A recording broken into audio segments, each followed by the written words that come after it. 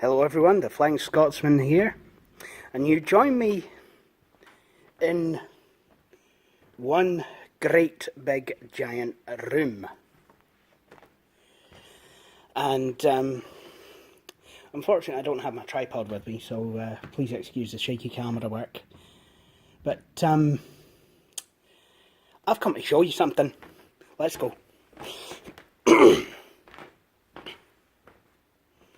Now this is part of the disability charity where I volunteer, and well, I wanted to show you a bit of something. Now, viewers of my old channel, Blue Planet 64, might remember back in 2012 I came up with something called RetroFest. What's RetroFest? I hear you cry. Well, basically the idea behind it was, well, originally it was going to be a thing that would take place on the weekends. Something for people with disabilities to go to. You know, given that really, unless you've got a specific support package, which is difficult to get, trying to get, you know, a lot of people with disabilities are kind of left by themselves, oftentimes in isolation at the weekends. And it was basically something that was going to kind of bridge that gap. So back in 2012, I got a bunch of machines together, and I serviced them and set them up and what have you, and you know, was just waiting for such a time as you know, would be suitable for RetroFest to happen. Unfortunately, that never came up. It's, we're very busy, and our old place was too small. You know, we would have had to have put everything up, you know, and then take it down again each time we used it. So it never did get off the ground. But now that we've got a bigger place, this is not going to be an issue. So what we're walking around here is the proposed RetroFest corner. Now, admittedly, there's some stuff from the music room in the way at the moment.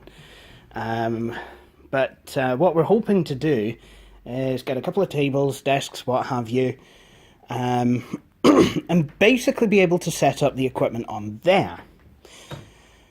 As for when this is going to happen, again, I really can't say when it will happen.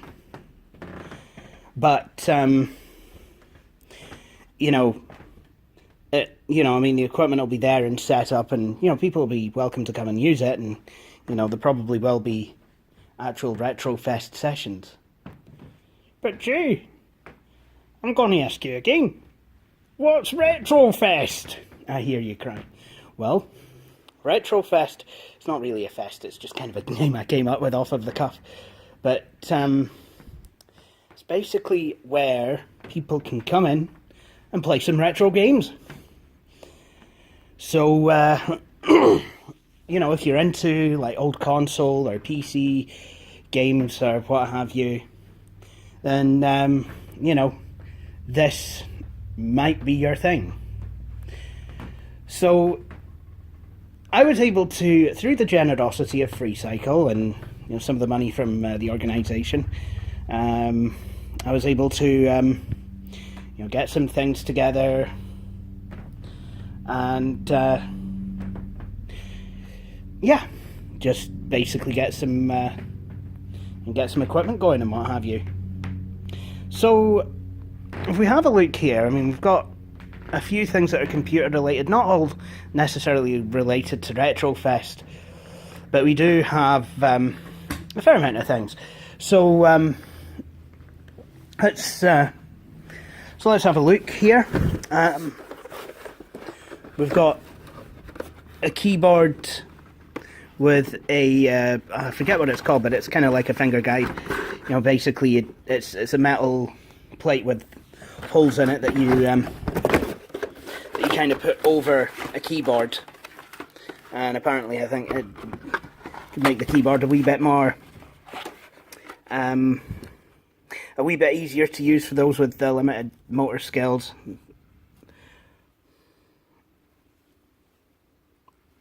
You know, something like that. How much of that I believe, I don't know, but you know, if anyone has any of these things, please do comment. Then we have a keyboard itself. Kind of looks, it's got kind of a ridge there. Not a Packard Bell keyboard, but I'm guessing these ridges were there to put pens in or something. So I remember the older keyboards, like the Model M, you had quite a big area above the function keys. So this keyboard has got large print stickers on it, apart from on the F key. I guess WASD. Actually, no, that wasn't used for a lot of retro games. I tell you, it certainly got lost on Duke Nukem without it. So, moving on to the next box, we have what appears to be a motherboard. That's actually quite interesting. Now, I was given a number of computer parts by, you know, a colleague of mine, and you know, I was able to actually look in this, you know, kind of the box of tricks that I was left. You know, quaff a hard drive away for the Gateway 2000 at home. But we have a shitload of N64 controllers. Well, not really. We've got a few PlayStation controllers. Obviously, I'm going to have to really sort through this to weed through the chaff. You know, cracked controllers like this. Probably not going to be keeping. Third-party Xbox controller. Original Xbox controller. This is the, I think this is the newer one. The better designed one. I really don't know much about the original Xbox, I'm going to be honest. Oh, Sega Mega Drive gamepad. We do have a Mega Drive. And I also have games. And for some reason, a Buffalo wireless B system, Buffalo wireless B adapter. Kind of throwback to the olden times. Well, when I say olden times, I mean like how the office's computer system was before. Thank goodness we now have it. Oh, a broken Buffalo. Well, that's just fantastic. I mean, I guess it could be useful, you know, for wireless networking.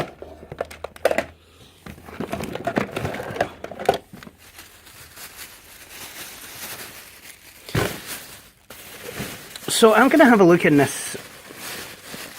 I'm going to have a look at what might or might not be in this box. As far as I mean, I could, and if I was able to find a PCI graphics card, I could get the Green Machine custom build going. And that is going to be coming down here at some point when I can bring it down. Okay, so oh, we've got another motherboard. And some Mega Drive or Master System games. So underneath this copy of Zoom Text and JAWS, we have a system here. This is a Packard Bell Pentium 4. Forget what speed. I think it's a 2.5 or 2.6, probably 2.53. And runs Windows XP. I mean, these are systems we've been given. There are some games that now work better under XP than what work under more modern versions of Windows. So I'll let XP pass. And then there's a keyboard that I bought for computer servicing work. Quite literally because it had USB on it.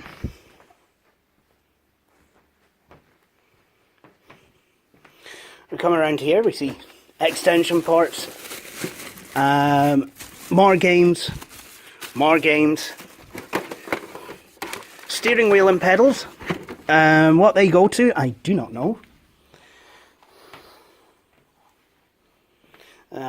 This is quite interesting. I think it's a... I forget what it is, but I think it could be a scanner that that reads stuff. Oh, it's a reader, yeah. Yeah, basically it uses optical character recognition and text-to-speech.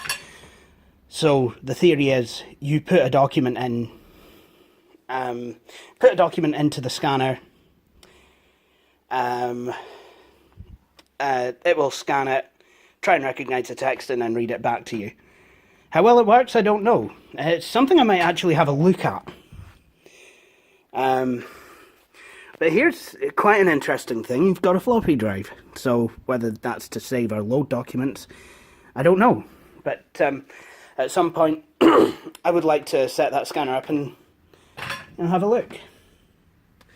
So we have a few monitors here. Okay, TFT. Some of them are not going to give the best picture at all. And, you know, obviously some of you are going to greet at me that I need to use CRT monitors for the best retro experience. Hey, I'm working with what I've got here, okay? We do have a fair few monitors, and I probably will be bringing my Presario 2240 monitor in. Now this machine you might recognise. This is my Dell Dimension 4600.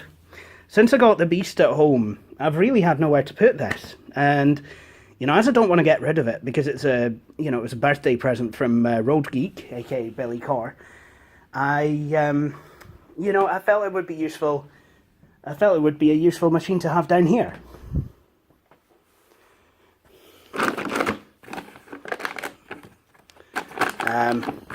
This is nothing to do with RetroFest, it's the music. I think the music's going to go somewhere else.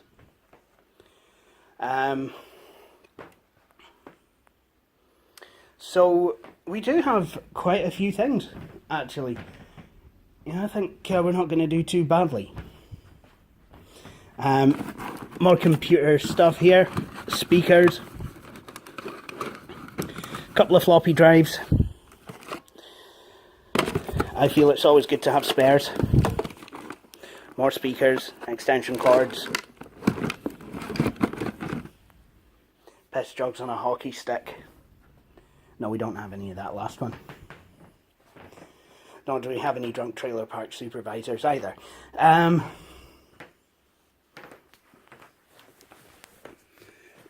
So, I've not forgotten the console people. Console pheasants, or any other species of people who likes to play consoles. And, yeah, I know I just kind of left myself wide open to abuse there, but, you know, I do like console gaming as well. So, you know, I'm you know, not going to diss anyone here. To be honest, I myself am after a PlayStation 4 because, well, Crash Bandicoot happened and we all let it happen. And aside from Grand Theft Auto, Crash Bandicoot is my other favourite franchise.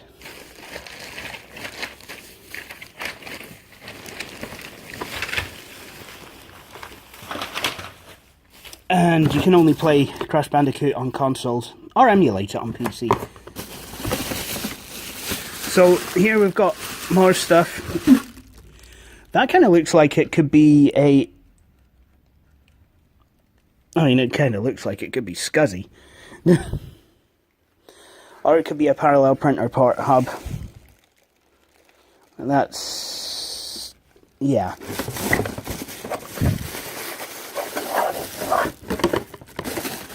I mean, not all of this tech will be useful in RetroFest, but it's nice to have it there.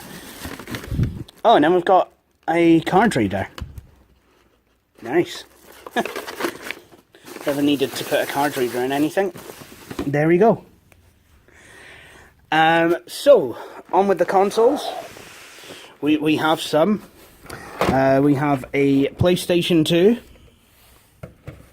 We have a PlayStation 1. It's the later model. It's the one that I had. The earlier model that my parents got in '97 had a power button that had a hard click, whereas this one has a kind of a softer click.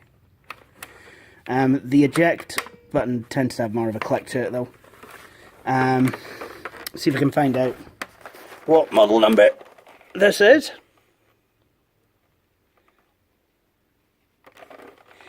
It's the SCPH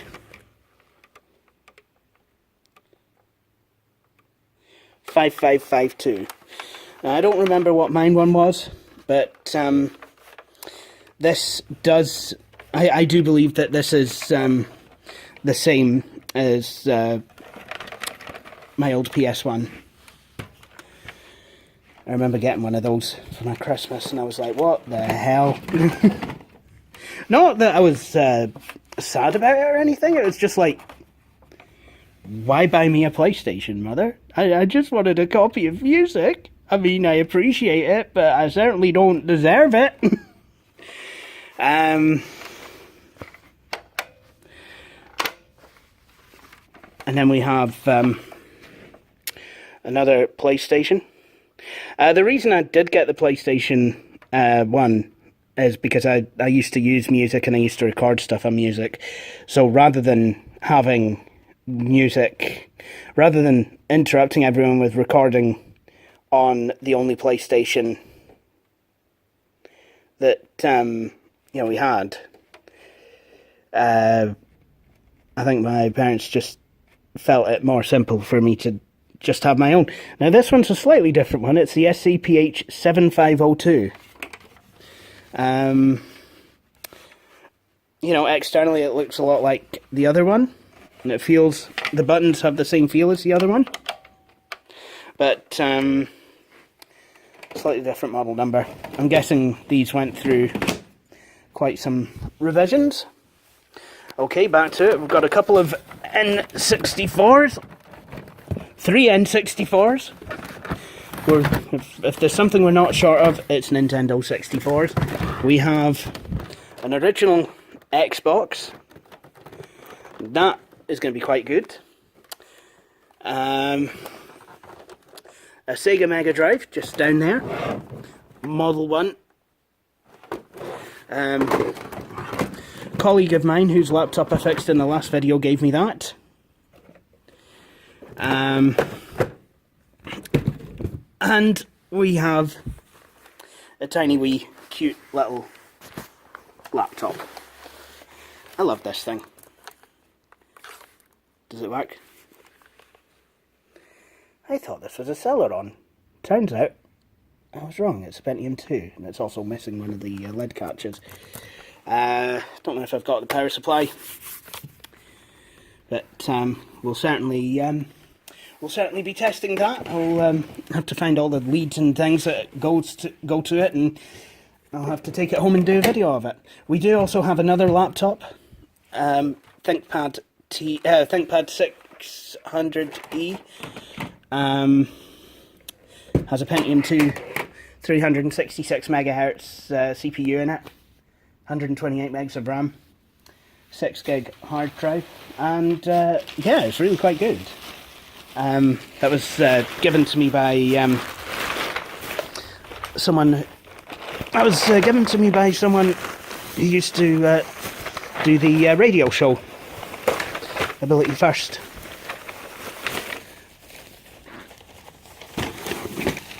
And we have in there, we've just got a glut of keyboards. They're rubber domes, so nothing really exciting. So I'm sorry guys, I can't turn this into an Elmo 3 video and discuss how this has got white alt switches, or that's got Cherry MX dotted.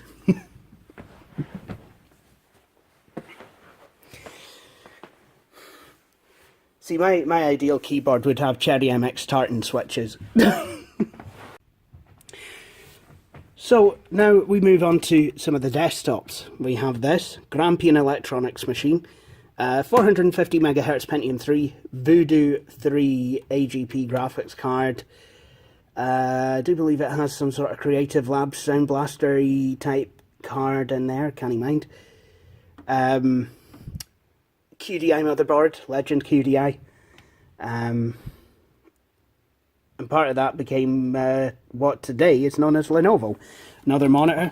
It's a cheapy, crappy widescreen I bought in 2012. Literally, I just use it to work on computers.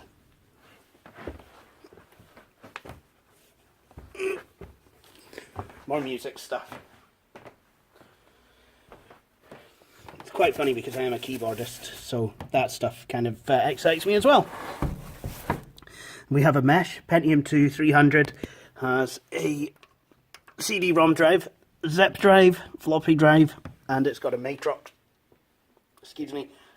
Matrox video card.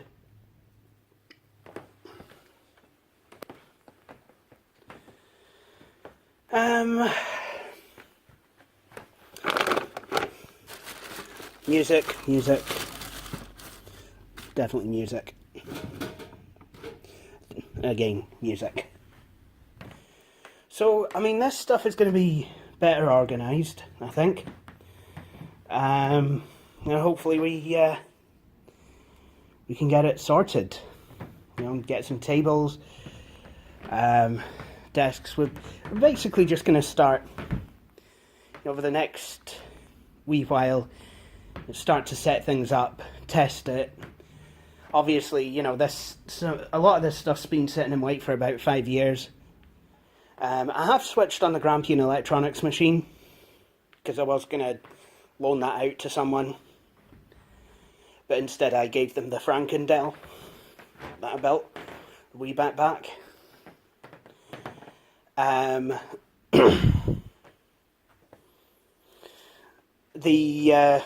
So this machine, I need to sort it, but that has actually seen power since 2012. The mesh hasn't. Dimension 4600, that was, well, I actually rebuilt that earlier this year, so that hopefully should be good. And, you know, when I bring it down and get a PCI graphics card hooked up to it, we'll have the Green Machine custom built.